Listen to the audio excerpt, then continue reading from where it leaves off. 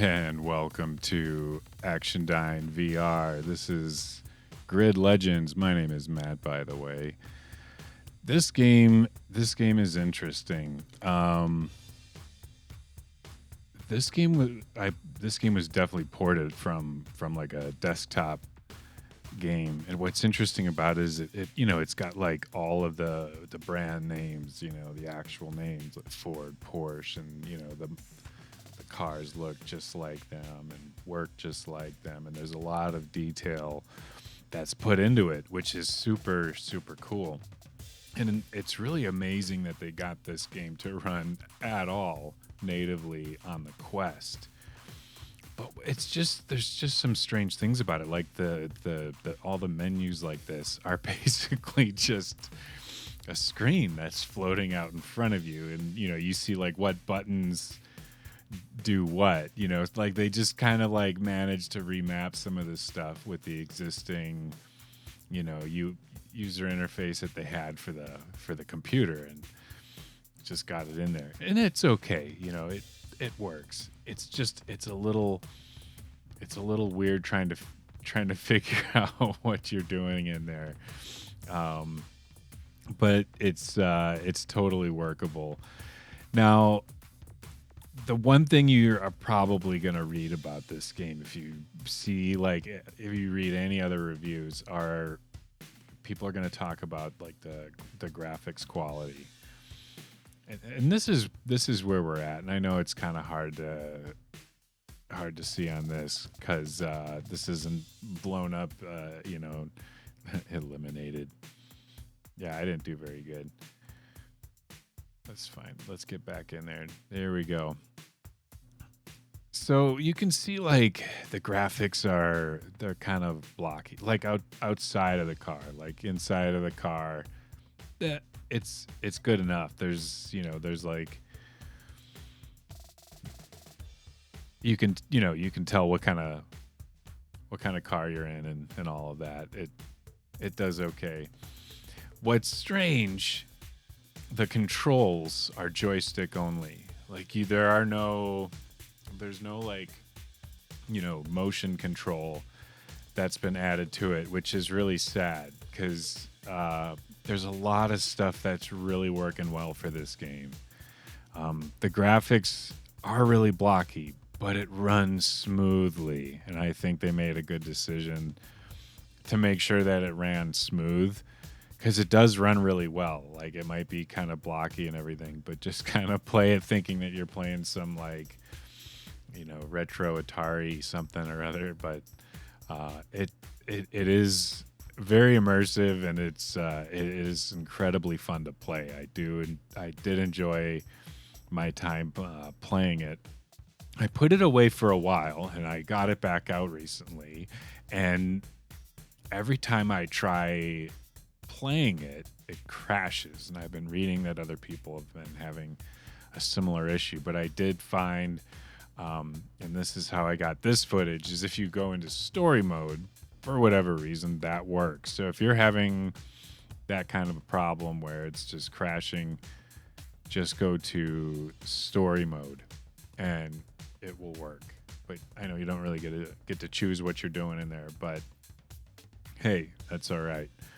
So yeah, if you can handle the blocky graphics, they're not and there's a lot of elements in the background too. So it's not like some of those games where it's just kind of devoid of stuff, and it's just kind of an open, vast area. As you can see, there's like a lot of signs, trees, and light poles, and so there's a lot of different little objects and stuff, which I do think is pretty cool to have in here.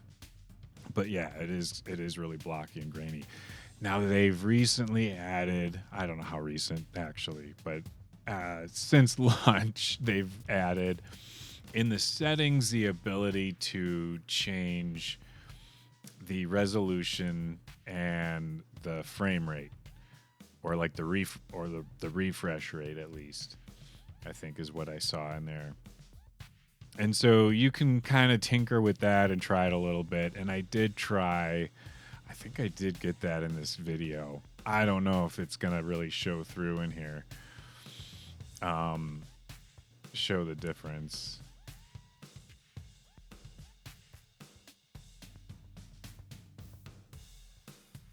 Okay, I think this is increased resolution.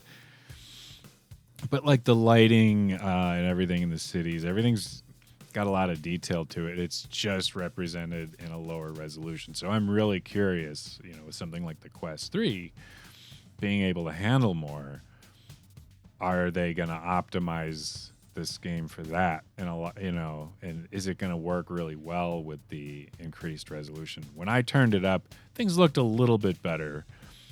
But I did notice the frame rate was not as smooth.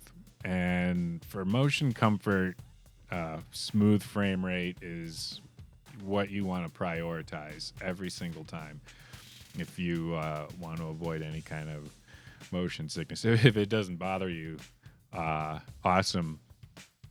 But it's kind of like, I always try to explain, it's like if you've ever been in a room with just like a single strobe light, like a black room, no other lights, just a single strobe light, and the slower you make it go, the harder it is to, maneuver around with a lot of like moving people and stuff. And it gets really overwhelming for the brain.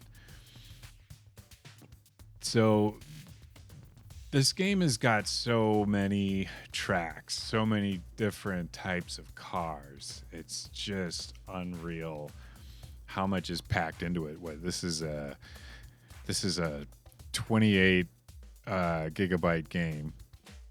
That's pretty big. And I feel like it was even bigger a while back. But let's get into some more actual info about this one.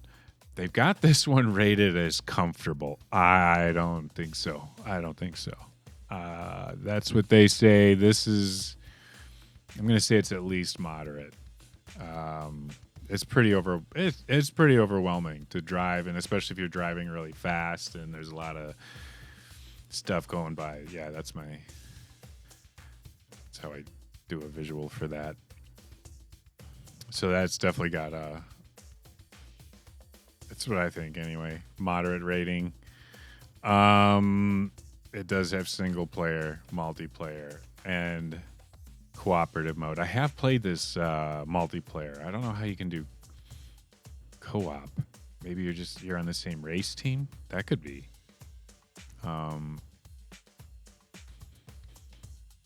But this is the game's got a lot. There's a lot of detail. Okay. So here's one thing it doesn't have though. You see the mirrors. There's no way to tell who's behind you except for like you'll get that little like line, and then there's some kind of like little arrow in your heads up that's just kind of signaling that someone's behind you, But there's no like mirrors at all to kind of see, which is a little strange to see. There's so much other detail this game has, but I get it. I know that's like a resource heavy thing to have, but whatever. But motion comfort wise, yeah, you've got a lot of the car covering you, but there's still quite a bit to this. And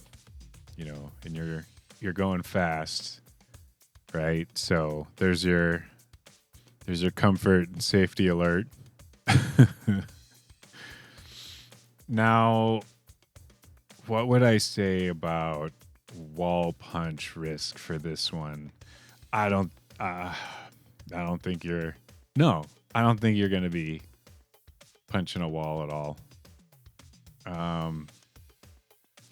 I think this would actually get a 0. Because, it doesn't even have the motion controls, so you're not going to be doing this. Your hands can just rest in your lap. Which, by the way, I don't know if I mentioned, they have this set for sitting.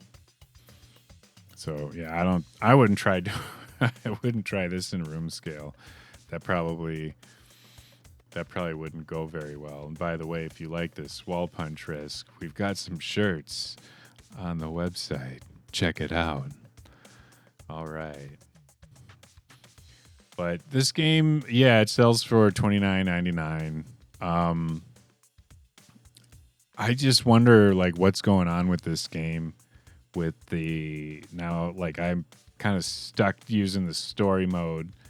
I'm hoping there'll be an update at some point that fixes it. I do really like this game. I really would like to see the graphics quality improved, but maybe on another headset we'll see that.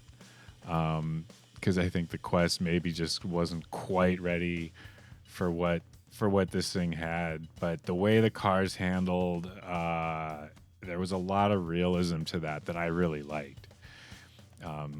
This was a lot of fun to drive the cars in this game. It really was. Like graphics aside, like if you are into driving and stuff like that, like I think you would at least appreciate that part of it if you can get past the the graphics being below what you'd used to be used to anyway.